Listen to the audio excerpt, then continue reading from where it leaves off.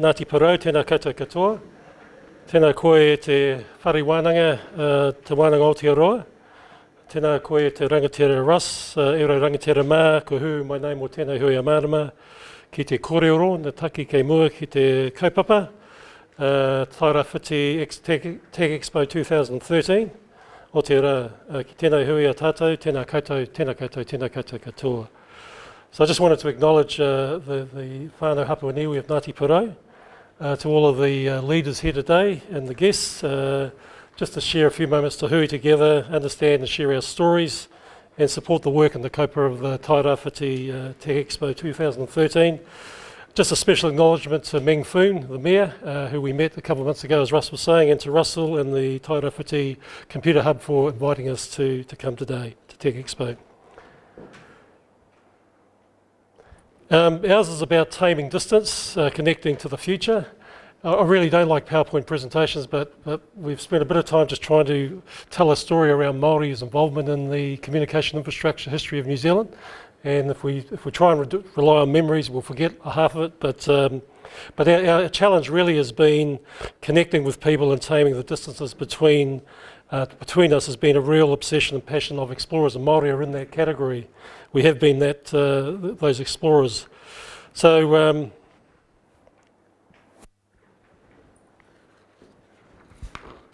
can you see? Yeah. Yep. So as Polynesian navigators, we used advanced scientific knowledge to navigate the seas to find our way to Aotearoa. By 1300, a millennium before other humans arrived, we had the entire Pacific Ocean as our home. And why did we have to travel? Well, sometimes we had to because we were kicked out of the place that we were in, or other times we were just there waiting to explore new challenges. For those first epic voyages by our ancestors, Māori and Pākehā, because we both came to New Zealand, we've continued to try and tame the distance of our distance away from everyone else. So we've really been early adopters of new technologies, quickly adapting and using those technologies to help accommodate or help to negate our distance from everyone else. And settlers of Pākehā brought their technologies, Māori had their technologies when they arrived. So the first really important step of communications in New Zealand was the telegraph poles that were connected through the whole of the country. The red shaded areas in the North Island is all the Māori land that was these telegraph poles were built on. 1814, the post office first opened in New Zealand, if any of you could remember that. So that was the first, really, the Office of Communications and Telecommunications was New Zealand Post. It was managed by the government. Government did not change until 150 years later, until we had telecom. And I suppose you could say that Chorus today had its genesis back in 1840 in terms of what we see today. In 1863, the British Army military built the link between Auckland and Drury and pushed that into the Waikato area. 1866, we connected the North and the South Island together through this communication. And in 1868, all of the major towns were connected. When they introduced telegraphs, they also introduced trains, so that managed to link up communities around New Zealand. In 1878, the first telegraph wires were installed between Dunedin and Milton, 57 kilometres, where people were able to actually communicate with each other. The next major significance in our history was the first international undersea cable, and that was between Australia and New Zealand.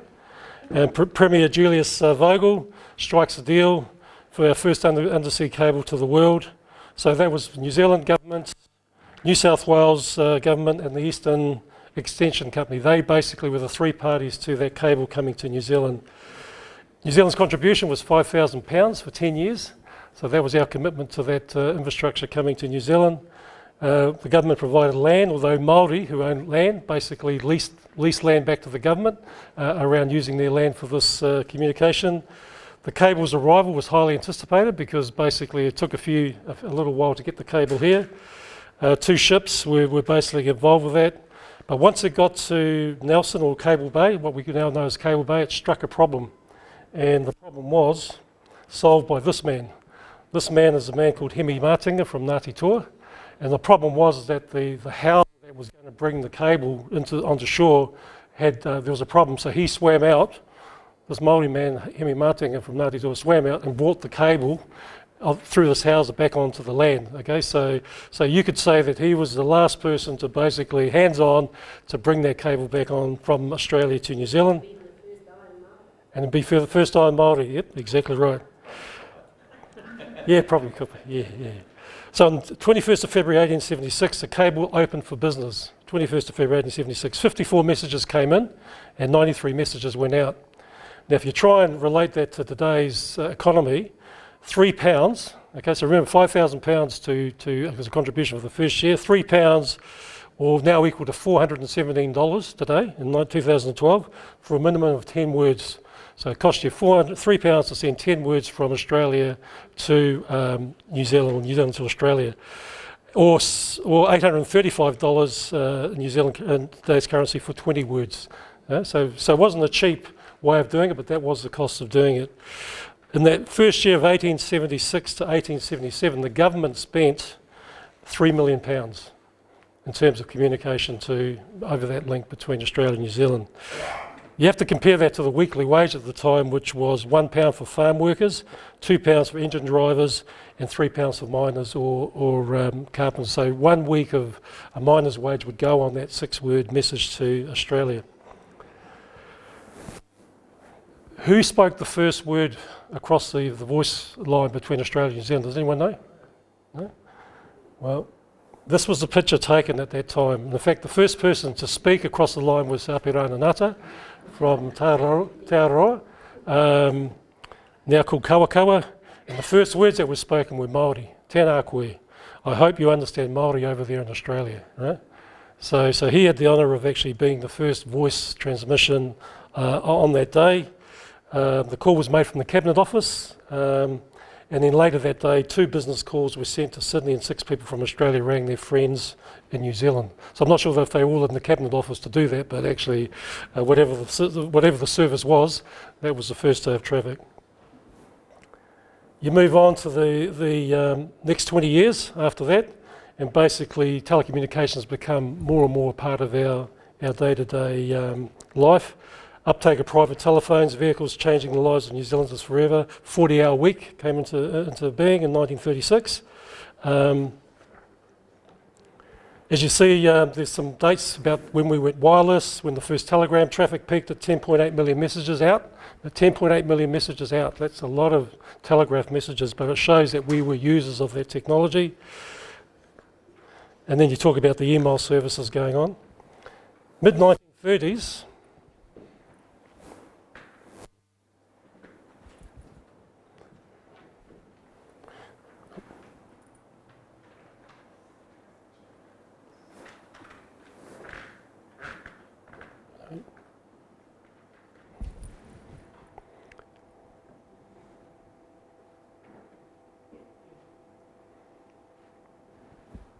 so in the mid-1930s, New Zealanders had more phones per head of population than any other country. Now, you think about our population at that time, so it would be smaller, but in fact, in terms of that population, we had more handphones, telephones, than any other country in the world per head of population.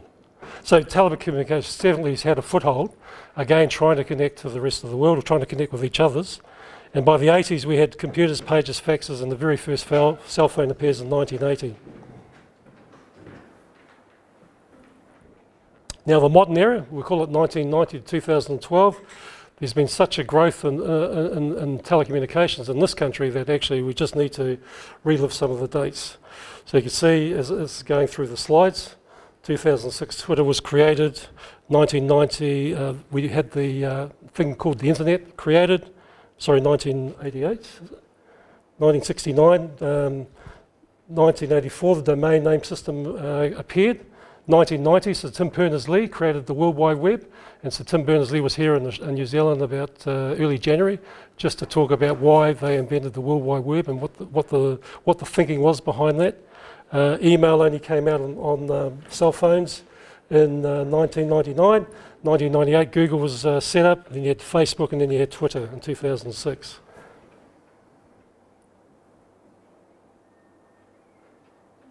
What am I doing? And technology. Today we have 3 million internet users in 2010, 4 million by 2015. So internet usage is definitely on the way up.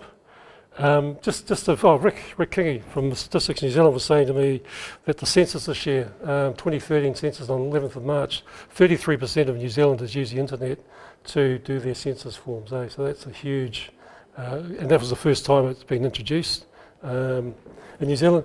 I think, Mike, you got me going on when you talked about video traffic, the increase in video traffic from 37% in 2010 to 81% of the traffic will be video traffic.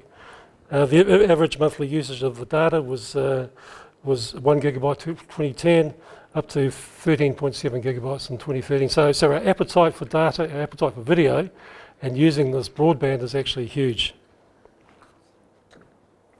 And then, of course, you've got the Facebook. How many people use Facebook? Just a quick. How many use 2 Facebooks? 2 or more? I do.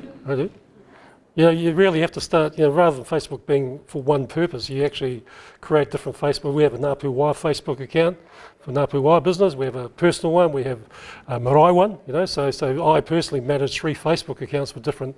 I don't want them all coming to one Facebook profile, because really everyone else is going to see the business. But Facebook plays a huge part of that.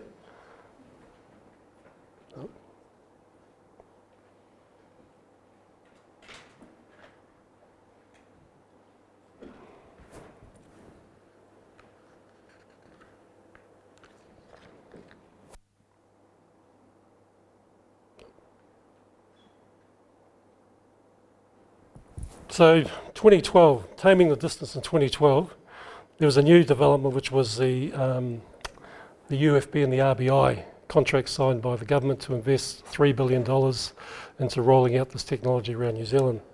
And again, for our country's sake, to try and tame the distance that we have between ourselves and the rest of the world. And of course, we'd lag so far behind. I was listening to Mike today from Cisco, talking about the technology that they use worldwide for their global family.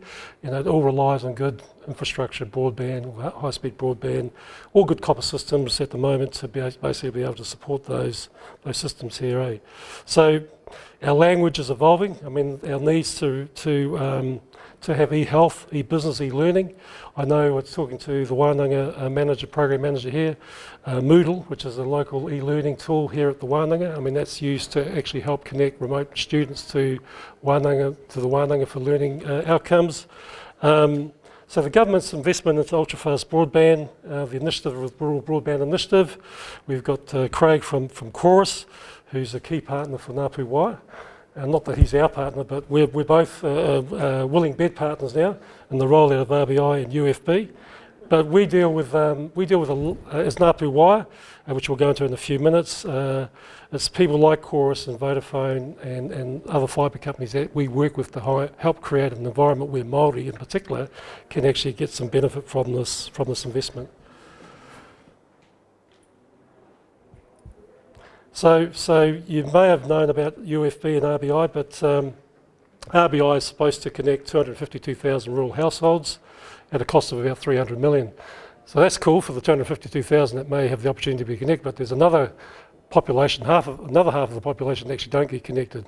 They still fall outside their coverage area, either through a wireless tower or through the rollout of the schools, which Craig is doing, through Chorus.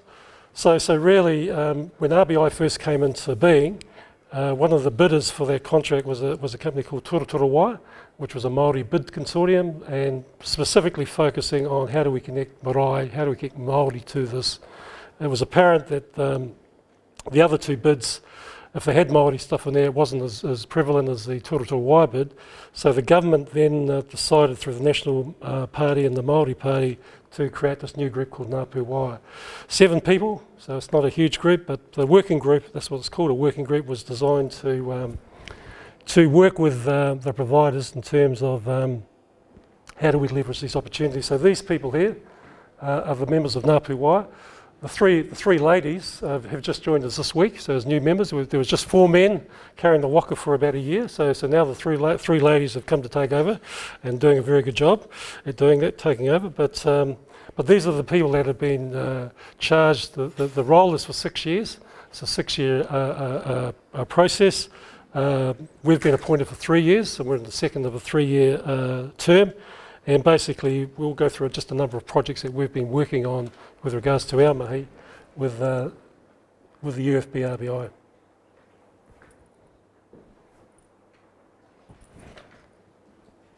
So Ngāpu Waea basically reports to two ministers, Minister of Māori Affairs, Peter Sharples, and Minister of ICT, Amy Adams, who was initially Steve Joyce.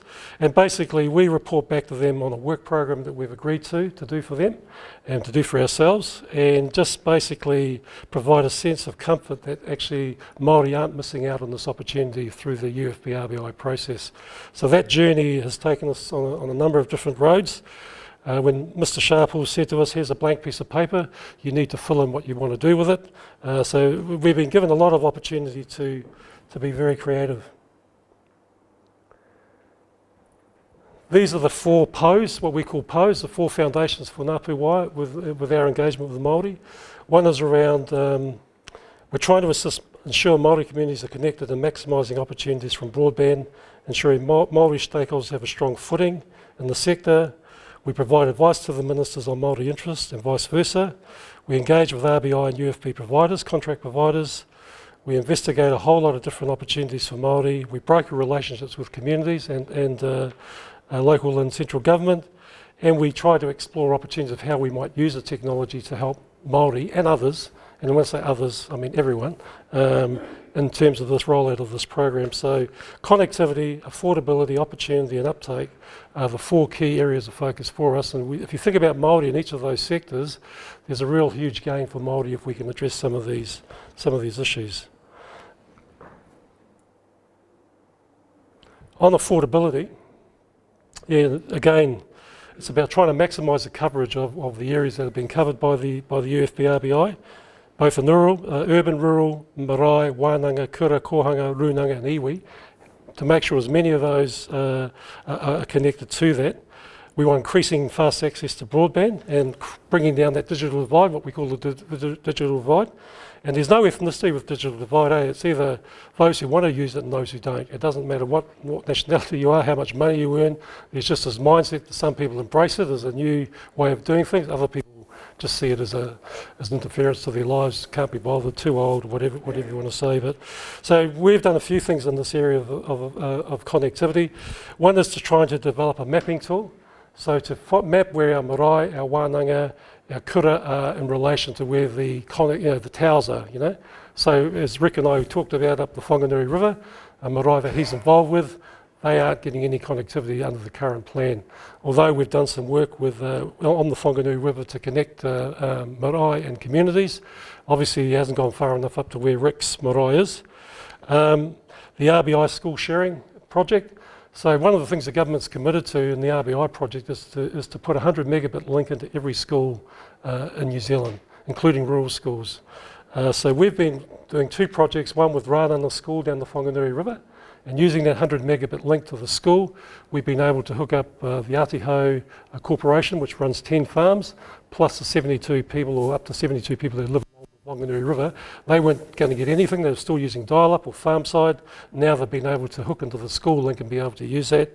Karangaroa Forest School, which Chorus, ourselves, Computers and Homes, which we do a big shout out to Computers and Homes, they were the glue that basically got that link to be shared with business and the community of Karangaroa Forest School. Again, a very low socioeconomic community, very young families there, but now this link to the school has provided the connectivity to those communities. Affordability, another big issue for Māori. These were the costs of the local landline, lowest ADSL, which is the current copper solution, and the lowest Sky package now if you wanted to buy. So these are costs now. I suppose we want to, in fact, in terms of affordability for Ngāpu Waea, we've identified 3 communities around New Zealand where we'd like to go and do a longitudinal survey with those communities over a 3-year period, trying to understand the barriers that keep Māori out of the internet or keep Māori from interfacing into the ultra-fast broadband. So one of one of the areas we're working on is Whangarei, a suburb called Otongarei. So basically, we're going to help try and set up a hub around the marae, which is literally in the centre of this community. You have the marae, you have the school, you have the shops and GP, and you have the sports centre, all within the same. This is probably this campus. It wouldn't be much bigger in terms of the area. They've had ultra-fast connectivity since September last year. So North Power have gone out and wired up the whole area. And since September last year till about 2 months ago, they only had 6 people using this new service. 6 people, you know. So what we're saying is, how do we actually encourage more people within that community to see the benefits of using ultra-fast broadband? So one of them is to actually work with the computer, work at the marae to show how you can use that technology at the marae. Ultracom, who's a local RSP provider up there, has done a very good job of actually trying to encourage uptake. We happened to call into a home that just had been connected that morning. For $75, the customer paid $75 a month for 250 gigabytes of data and a phone line and a phone service for $75. Now I said to the man, I said, well, how are you going to use that? He said, I don't know, but why wouldn't I buy it for that? That's the same price I'm paying now, or cheaper than what I'm paying now. But the other thing Ultracom do, which I think for Māori families would be important, they have a prepaid broadband option as well. So even if you pay $10 a month, you still might get 15 gigabytes of data, but still have access to that link A. But you don't have to do it every month. And North Power, who's the fibre company, say, look, we'd rather have people on for 10 months of the year and earn some revenue off this network that we've put out there, rather than have no one on for none of the year. Eh? So we're working with companies like Ultracom to see how we might encourage other users to use the system.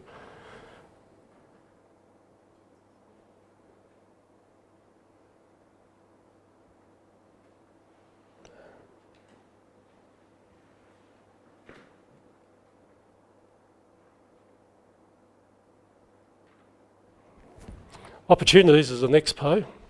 Opportunities is about how do we leverage opportunities for Māori in the sector. One of the issues that we found out through our association with the fibre companies in particular is that there isn't enough labour. They're actually short of labour to actually do the rollout, deployment of that. And the worst case scenario is that we're bringing people from overseas. Not that that's a problem, but we don't have enough people in New Zealand to do these jobs. Splice joiners, the people who splice and join the cables together, the people that actually basically drive the drilling machines, the people that sometimes dig the hole. There's a whole lot of skill sets that actually we've identified through the fibre companies that need people. So part of the work that we're doing is to work with organisations such as Vision Stream, Downers, Transfields, to try and identify what skills that they need. We're working with marae and hapu, such as Ngāti Whātua, Ki Ōrākei, who have got the workers, who've got the youth that want the jobs. You know, two issues for employment. One is a driver's licence, two is to be drug-free. And again, for a lot of our youth, they are major barriers to even just get to an interview. So again, it's not an easy job, but basically we think that there's an opportunity to drive employment for that. There's also the opportunity for investment, Māori investing into building networks as well, and we have a number of different Māori groups that have built fibre networks as well as the rollout. I might just go through those. Uptake is probably the we can do all of this work, we can deploy it, we can build it, we can make it affordable, but unless people take it up, it's sort of a wasted exercise. So there's been a whole lot of work going on in this area to try and encourage the benefits of ultra-fast broadband. One is around remote health monitoring. So we're meeting with Tūranga Health on Friday to just talk about remote health monitoring and data collection. So this is, instead of people having to travel from remote areas of Tairawhiti to Gisborne, the idea is you take the equipment through that out to the communities. You have the PHO, you have the service providers that actually take the remote diagnostics care. They basically do the tests, and basically those tests are recorded digitally and can be transferred back to a GP or to a secondary services provider real time. so the doctor could be at the other end. We just think it's a great way of actually helping communities, especially Māori communities, who can't afford the travel costs or the accommodation costs to keep coming into Gisborne or the centres where the hospitals are. We think from the hospital's point of view, if they can send whānau home with their families and basically do the monitoring from home, it's going to save them the cost of actually having to sit in hospitals for a days. There's the wide marae solution in Auckland, up to 10 marae, that we're trying to set up as hubs for activities for things called noho spaces. Noho spaces are basically spaces where you create the environment, you put the technology into the environment, and then you allow the whānau, be the youth or adults, to start creating things in those areas. And it could be all sorts of things. We spoke with Microsoft yesterday. They said, well, we could teach people about cloud computing. We could come and do a series on cloud computing. We could teach them how the Microsoft cloud technology works. NetSafe saying we could teach people about cyber awareness, but we could be creating things, actually real things, real items. When you walk around the Wānanga here and you see the amount of creativity that's going on here, and trying to capture that creativity and put it onto a digital platform. So if someone wants to build a new chair, they could be designing the chair here and someone else is going to build it, through these spaces. So we think it's a great way to engage with Māori into that area. We think digital learning is a huge plus for that, and if anyone's been to the Manaia Kalani cluster up in Auckland with Principal Russell Burt, it's a great way of seeing education working for communities, how the technology, the broadband and the use of iPads has actually helped to bring these kids, to empower these kids to be more, what's the word?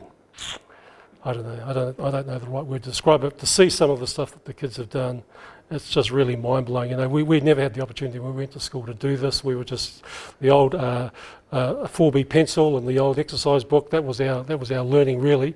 And the only one we could share it with, if we weren't making darts out of the paper, was with maybe our next door neighbours in the classroom. But there are great examples around the country where people do want to use the technology, but just need some hands to do it.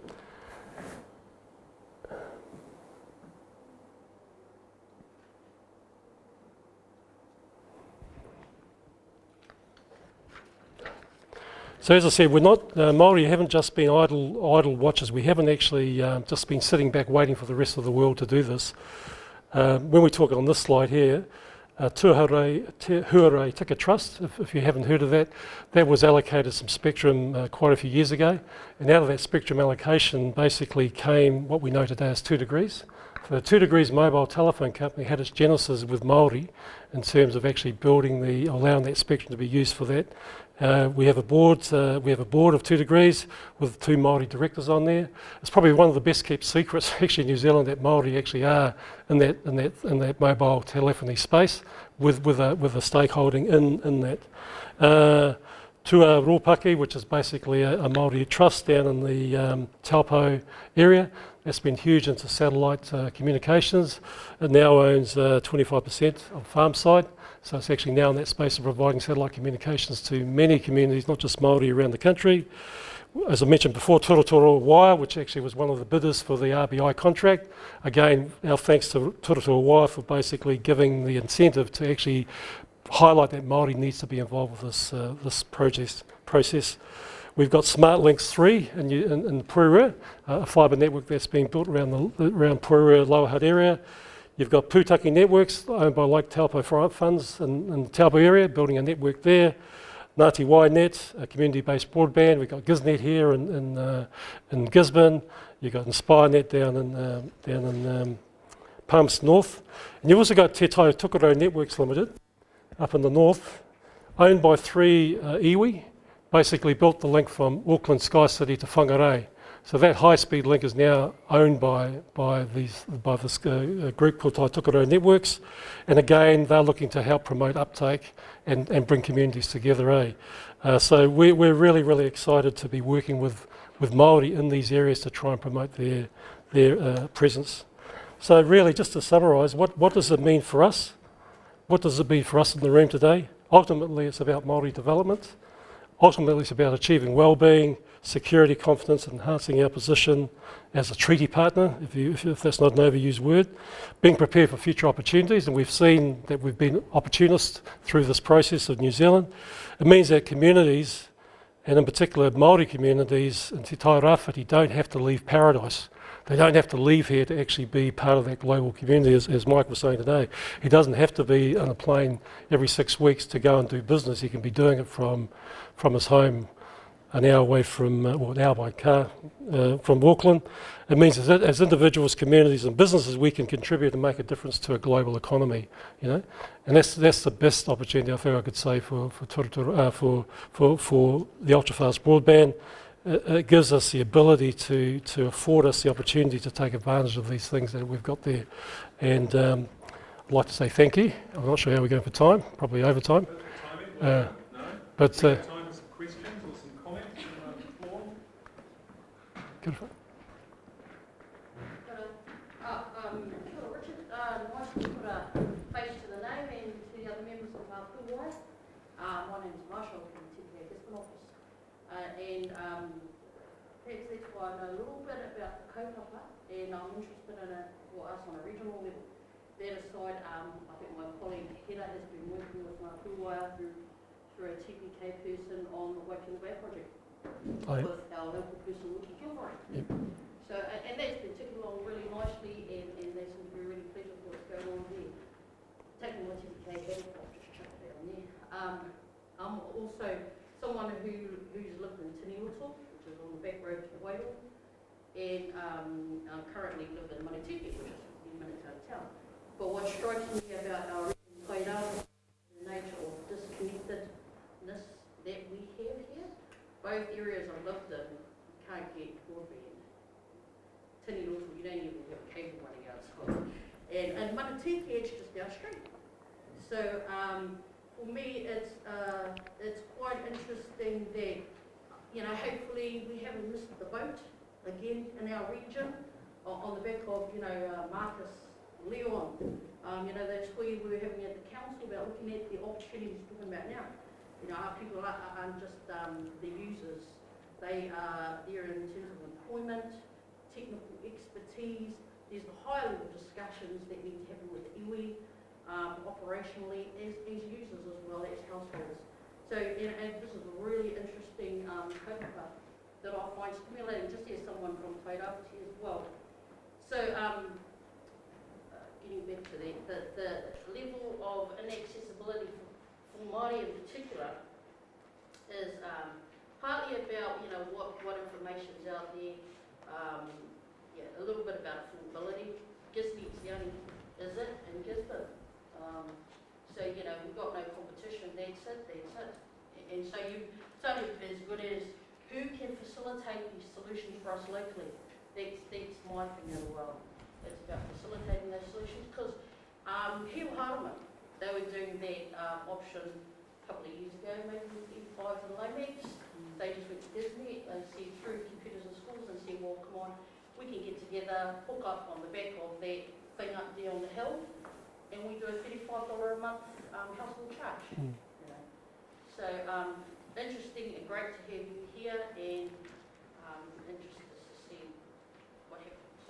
I thought there was a question there, but I'll raise the answer to your question, although you didn't ask it. The work we did with Atiho was around how do we connect communities that aren't part of the RBI. So we spent some money, had a number of options presented in terms of remote connectivity.